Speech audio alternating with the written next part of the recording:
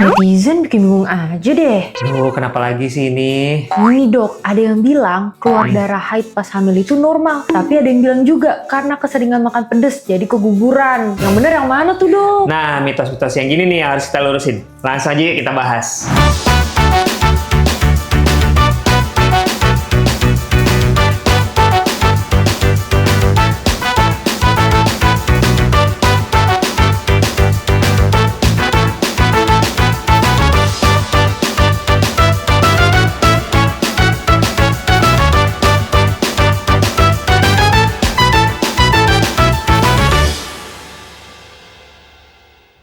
Hai Smart Moms Indonesia, welcome back to Dr. Niko Channel. Nah, kali ini kita akan bahas apakah benar kalau udah perdarahan saat hamil itu udah pasti keguguran. Jadi, sebenarnya ada beberapa penyebab sih yang bisa menyebabkan perdarahan saat hamil, selain dari keguguran ya. Nah, contohnya pada kasus-kasus di mana terjadi iritasi jalan lahir, biasanya sih akibat infeksi, juga bisa menyebabkan flek-flek pada saat hamil. Nah, kalau Smart Moms penasaran nih, gimana sih cara membedakan perdarahan karena keguguran ataupun karena haid?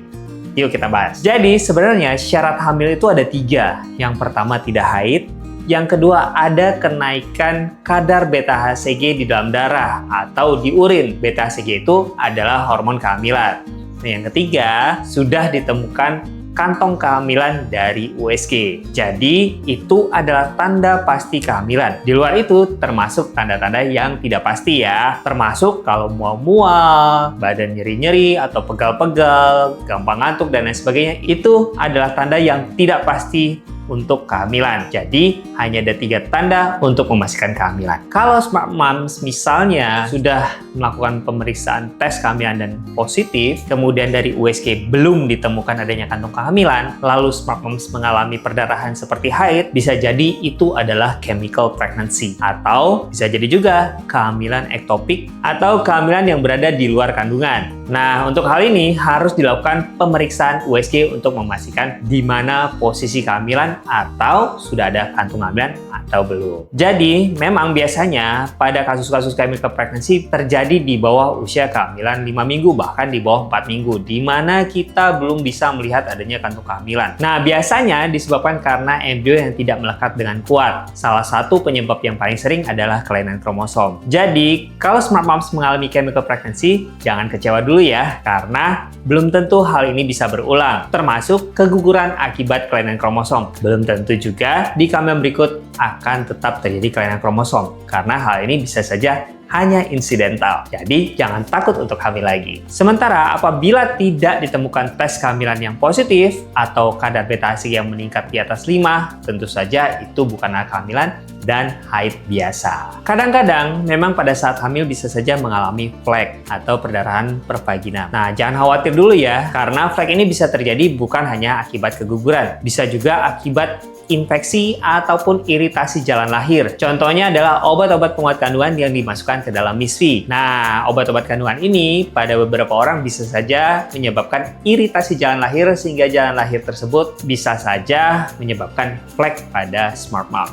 Jadi jangan khawatir dulu ya. Untuk memastikan harus dilakukan pemeriksaan in speculo untuk melihat asal darah tersebut dari mana. Nah, pada kasus-kasus di mana terdapat keguguran, maka darah akan berasal dari mulut rahim atau serviks. Hal ini disebabkan karena beberapa hal. Bisa terjadi karena adanya pembukaan mulut serviks akibat kontraksi atau lepasnya plasenta. Nah, untuk lepasnya plasenta harus dikonfirmasi dengan pemeriksaan USG. Apabila Smart Moms mengalami perdarahan aktif yang mana ditandai dengan keluarnya darah berwarna merah segar, maka hal ini sudah bisa menjadi tanda bahaya yang mengharuskan Smart Moms segera ke dokter kandungan. Nah, apalagi jika disertai dengan nyeri perut bawah atau kram perut bawah yang bisa tembus dari depan hingga belakang. Nah, hal ini bisa disebabkan karena kontraksi rahim yang berusaha untuk mengeluarkan janin yang ada di dalam. Nah, untuk pemeriksaan tadi sebenarnya kita sudah bahas di depan. Yang pertama memang harus dilakukan USG. Yang kedua dipastikan jika perlu dengan in speculo untuk melihat asal darah tersebut. Untuk terapi utamanya sebenarnya adalah bed rest total. Sementara terapi lainnya bisa diberikan obat penguat kandungan. Nah, sebenarnya nih pemberian obat penguat kandungan ini harus didasarkan pada kadar progesteron di dalam tubuh. Hanya saja di Indonesia kita tidak melakukan pengukuran progesteron progesteron pada kasus-kasus ancaman keguguran. Mengapa demikian? Karena pemeriksaan progesteron ini bukanlah pemeriksaan yang tergolong murah, sehingga dokter-dokter di Indonesia cenderung untuk segera memberikan saja obat penguat kandungan, di mana obat penguat kandungan ini berisi progestin yang berfungsi untuk mempertahankan kehamilan dan menghambat kontraksi dari rahim, sehingga diharapkan janin yang ada di dalam tetap bisa dipertahankan. Nah, ada terapi-terapi lain tambahannya seperti anti perdarahan dan lain sebagainya, itu pun tergantung dari dokter kandungan Smart Moms. Tetapi ingat ya, tetap terapi utamanya adalah bed rest total. Apabila Smart Moms mengalami ancaman keguguran, sebaiknya tidak perlu panik. Mengapa demikian? Karena apabila Smart Moms panik akan menyebabkan kontraksi rahim bertambah kuat. Oleh karena itu, sebaiknya segera saja bed rest total dan hubungi dokter kandungan Smart Moms. Jadi gitu deh ya. Dan Smart Moms, paham kan? Kalau Smart Moms masih punya pertanyaan lain, boleh nih tulis di kolom komentar di bawah atau kunjungi Instagram saya di nicholas_svog.